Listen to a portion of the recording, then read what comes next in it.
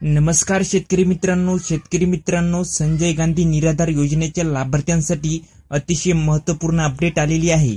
शेतकरी मित्रांनो, काही दिवसांपूर्वी शासनाने संजय गांधी निराधार योजनेमध्ये आणि श्रावणबाळ सेवा राज्य निवृत्ती वेतन या योजनेमध्ये एक महत्त्वाचा असा बदल करून लाभार्थ्यांना मोठा दिलासा दिलेला आहे। तर शेतकरी मित्रांनो, नेमका काय बदल केला आहे, अगदी सविस्तर माहिती या व्हिडिओमध्ये आपण जाणून घेणार आहोत। व्हिडिओ शेवटपर्यंत पहा आणि चॅनल सबस्क्राइब केला नसेल तर सबस्क्राइब अवश्य करा। चला तर शेतकरी मित्रांनो, माहिती पाहूया।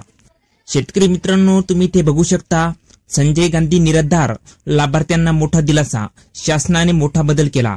शेतकरी मित्रांनो, संजय गांधी निराधार अनुदान योजनेअंतर्गत निराधार पुरुष व महिला तसेच अनाथ मुले, दिव्यांग इत्यादी व्यक्तींना दरमहा 1500 रुपये मानधन म्हणजेच पेन्शन दिले जाते।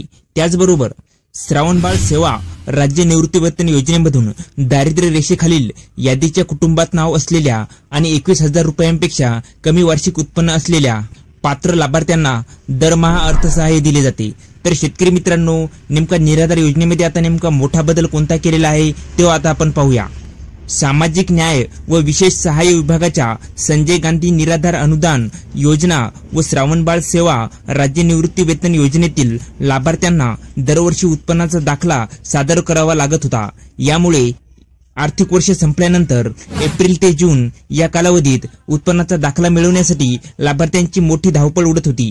तर शेतकरी मित्रांनो, मात्र ही अडचण लक्षात घेऊन सामाजिक न्याय विभागाने 50 ओलांडलेल्या लाभार्थ्यांना 5 वर्षातून एकदाच उत्पन्नाचा दाखला द्यावा लागणार आहे। हा महत्त्वपूर्ण निर्णय राज्य शासनाने घेतलेला आहे। यामुळे लाभार्थ्यांना मोठा दिलासा मिळालेला आहे। शेतकरी मित्रांनो, संजय गांधी निराधार योजनेच्या लाभार्थ्यांसाठी ही अत्यंत महत्त्वपूर्ण अशी अपडेट होती। तर शेतकरी मित्रांनो, ही माहिती कशी वाटली खाली कमेंट करून सांगा आणि याविषयी अशाच आणखी नवनवीन माहितीसाठी आपले केके मराठी GR या यूट्यूब चॅनलला लाईक, शेअर आणि सबस्क्राइब करायला विसरू नका। धन्यवाद शेतकरी मित्रांनो। जय हिंद, जय महाराष्ट्र।